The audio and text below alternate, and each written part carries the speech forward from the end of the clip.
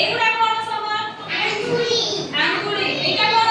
କାନ ଏଇଟା ଜିଭ ଜିଭ। ଏଇଟା ନାକ ନାକ। ଆଉ ତମର ପେଟ ବି ଅଛି, ପେଟ ଦେଖିଲ ସେଇଟା ତ? ଆଉ ତମ ପିଠି ପିଠି ସେଟା ପେଟ। ହଉ ଆଉ ଚୁଟି ଆଉ ମୁଣ୍ଡ କେଇଟା? ଏଇଟା ମୁଣ୍ଡ ନା? ଆଉ ତମ ବେକ ଭାଇ ବେକ ବେକ ଅଛି ତ? ହଉ ଏଇଟା ମୁଁ ଦେଖଉଛି ଦେଖ। ଏଇଟା ଆଖି ନା? ଏଇଟା କଣ? ଏଇଟା କଣ? ଏଇଟା କଣ? ଏଇଟା କଣ? ଏଇଟା କଣ?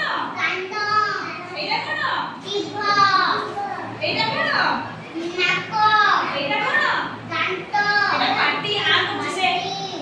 ଏଇଟା କଣ? ଏଇଟା କଣ? ଛାତି।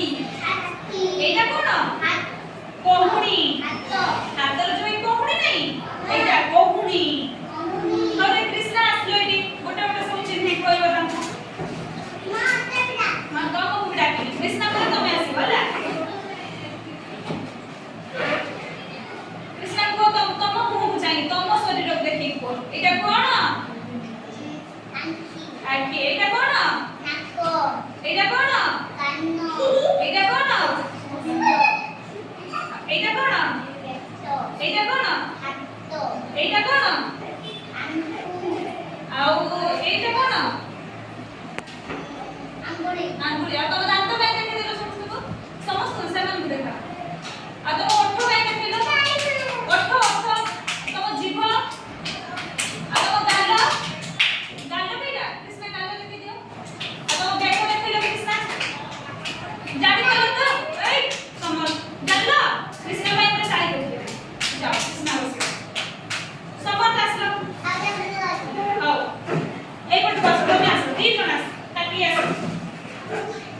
ମୁଁ ଯାହା ଯାହା କହିବି ସେମାନେ ଠିକ କହୁଛନ୍ତି ନାଇଁ କହିବ ହେଲା। ତମେ ଦେଖେଇଲ ତମ ଆଖି କେଇଟା? ଦେଖେଇଲ ସେମାନଙ୍କୁ। ଦେଖେଇଲ ଡାକିକି ତମ ଆଖି ନାହିଁ? ଆଖି ଠିକ କହିଛନ୍ତି ତ? ନାକ ଦେଖେଇଲ ନାକ। ନାକ ଦେଖେଇଛ ଠିକ କହିଲେ? ତମ କାନ ଦେଖେଇଲ କାନ। ଠିକ କହିଛନ୍ତି? ଆଉ ମୁଣ୍ଡ ଦେଖେଇଲ ମୁଣ୍ଡ। ମୁଣ୍ଡ ଏଇଟା ସେଇଟା କହିଛନ୍ତି। ଆଉ ତମ ଗାଲ ଦେଖେଇଲ ଗାଲ। ଗାଲ କେଇଟା? ତମ କେଇଟା? ଆଉ ହାତ କେଇଟା ଦେଖେଇଦେଲ? ତମ ହାତ କେଇଟା? ହାତ ଏଇଟା କଣ?